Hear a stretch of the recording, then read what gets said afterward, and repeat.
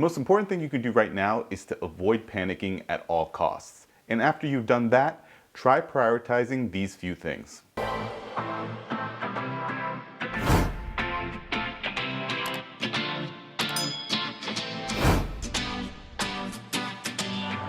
What's up everybody, David here with Free to Be, and thank you for joining me again for another video. Now if you're new to the channel, we cover financial literacy on this channel, and I outline and basically document my journey to financial independence, and in doing so, hope to build a blueprint that others can use. So if you haven't done so already, go ahead and take a moment and click the subscribe button down below. It really helps the channel and shows a lot of support for me, and hopefully in turn I bring you some valuable content that's useful in your day-to-day life. And if you're not new, thanks for coming back again. Okay, so in today's video, I want to go over the things that you should be doing with your money during this coronavirus outbreak. Now, this is going to be touching on how we're going to handle the money during this particular outbreak, but it could really happen, anytime there's a downturn in the market or some panic that's arising in the world. This is a way that you should approach to handling your money in those times of crisis, in those times of panic. And you're definitely going to want to stick around for this whole video because all four of these are pretty important to know. So as many of you may know, this week the World Health Organization, or WHO, declared a pandemic, which really sent the US markets particularly into a frenzy and basically a path of instability for the past 5 days or so. And what this has done is basically caused the markets to hit lows that it hasn't seen since the crash of 1987. And what that means is that there's going to be a lot of layoffs that are going to occur across many companies and across many industries, with the ones that are hardest hit first. They'll start laying off employees to kind of cover some of the expenses that they're incurring over this period of loss. And so that means that a lot of businesses might go under. A lot of the smaller businesses that you're used to seeing, the local businesses, might have to close shop as a result of this. That said, now's the perfect time to pay attention to everything around you and plan your money accordingly. Plan your savings accordingly, plan your investing accordingly, and just plan your life according to what is happening in the world today. And I'm not in any way saying that this is the worst disease that we've ever encountered in the history of mankind, but in terms of scale, in terms of population, this is something that we've never seen before and something that we've never dealt with before, especially with the access to information and just building a global network through social media platforms and the regular media. This is just something that is unprecedented and we haven't dealt with before. And obviously they are important and they do apply to the situation that we are faced with right now, but they can, be used and utilized in other situations of crisis, other moments where US markets are in turmoil, the economy is facing some hardship. You can still apply these to those circumstances, but hopefully we don't have to deal with too many more of those in the future. However, as a realist, I understand that that is not going to be the case. So definitely take note of all four of these. All right, so the first thing you're gonna wanna do is you're gonna wanna leave your investments alone. Look, most advisors will tell you that in times of hardship, in times of uncertainty with markets, you should definitely not touch any of your long-term investments. And this situation is no different. If you have long-term investments, if you are investing in a portfolio of diverse stocks or 401k, whatever the case may be, make sure you don't touch those at all. Now, that's not to say that you shouldn't reevaluate your goals. This is actually a perfect time to reevaluate your goals. And if you have shorter term goals, for example, if you were planning on saving and investing for 6 months so that you could, pay for a house, down payment for a house, if you're planning on doing something like that, this might be the time to reevaluate and not necessarily invest in something that's so uncertain or unstable at the moment. So if you have a chance when it peaks a little bit, go ahead and take that and use it in a stronger and safer investment if it's going to be for a short-term period. But again, your long-term investments should be left alone. And right now is going to be a time where you'll hear a lot of people telling you to go ahead and invest because stocks and investments are at an all-time low and you're gonna get a good deal and you should buy when there's a sale.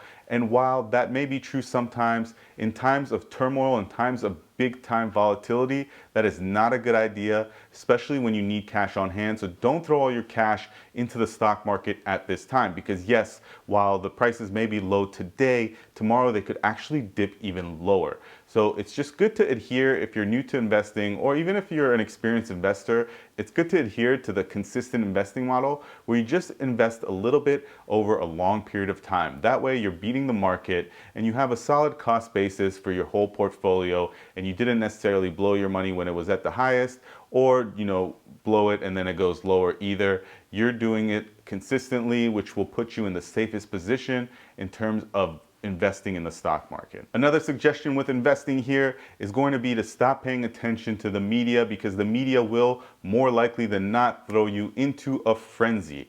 Don't be watching CNN or CNBC or market reports or things like this on a regular basis, because you're going to think that you have some information that's going to give you an advantage, and that's going to be foolish and end up costing you a lot of money. So do your normal research, invest consistently, and you'll be fine. But remember, if you have long-term investments, leave those alone. Right now is not the time to be withdrawing that and basically cashing that out. All right, now the second thing you're going to want to do in this time of crisis with your money is make sure you have an emergency fund. Now, I know I've covered that plenty of times on this channel, but an emergency fund is key. An emergency stockpile of cash is very important and essential to living. Try to get at least 3 to 6 months worth in place, especially in times like this, because things are starting to shut down. This virus is serious. The coronavirus has caused it to be, a global pandemic where businesses need to shut down. Sports, NCAA has shut down, the NBA has shut down, the European soccer leagues are starting to shut down. They're shut down across many industries, and that's going to result in a lot of layoffs. And what people need to understand is, especially in the US, paid sick time is not guaranteed. So you're going to want to have some cash reserves to carry you over any uncertain period of time. And if you don't have that right now, it might be time to reevaluate what you are actually spending your money on a monthly basis, and cut out some of those unessential costs so that you can start building up cash reserves. So if you don't have the 3 to 6 months of cash reserves in place right now, start working on that immediately. It is probably the most important tip I can give you, is to have a substantial amount of cash on hand for emergencies. And it could be cash or access to a line of credit, but you're going to want to have access to some liquid funds to be able to cover your regular living expenses should an emergency arise. All right, so the third thing you're going to want to do in these times of crisis is help other people, help your community.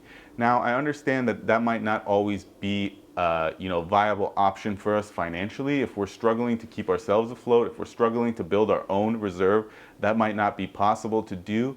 But if you do have a little bit, help the community around you. And I'm not saying go and spend $1,000 out at a local grocery store or a small coffee shop. But if you can go and buy a $50 gift card to your local restaurant or your local grocery store, you decide to go there to shop for your essential needs. Support the community. If you have a neighbor who's struggling, if you see kids are out of school but they aren't able to access meals that they would normally get through their school, help your community as much as you can, because what goes around comes around, and one day you might need help and they'll be there to pick you up in those times of need. So whether it's a little bit of money, it will go a long way, or if it's just support, you can do that as well. We're going to be faced here with almost the entire population is going to know at least one person that's going to be impacted by this virus. So this will be a time to actually come together, and you don't necessarily have to go visit those friends, but if someone is self-isolating or in self-quarantine, reach out to them, send them a text, FaceTime. It'll really uplift them and mean a lot to that person, that you're there, that you're supporting them, that you're encouraging them to feel better.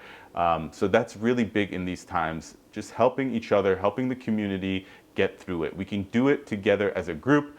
We're not going to really be able to do it individually. I understand that people are self-quarantining and isolating, but in these situations, a little bit goes a long way. So be sure to help each other out. Okay, and the fourth tip is the most common sense tip. It has nothing to do with money outside of purchasing some soap. But hey, everyone, wash your hands.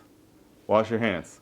Try to avoid touching your face and make sure you are washing these hands, because that goes a long way, and it sounds common sense, but I had someone once tell me that if common sense was common, we would all have it. So please remember to wash your hands. It'll really help, deter the transmission of this virus, as much as anything else, but washing your hands is just primary and good hygiene to have. So make sure you're doing that. All right, guys, well, that's all I had for this video. If you enjoyed it, let me know in the comments down below, and don't forget to give me a thumbs up. If you're new to the channel, please go ahead and subscribe right now. It really means a lot to me to have you guys' support. I hope that you all are staying healthy and we can get through this together. I'll see you next time. Wash, wash, wash your hands, wash them nice and clean. Wash the tops and wash the bottoms, fingers in between. Again, wash, wash, wash your hands, wash them nice and clean. Wash the tops and wash the bottoms.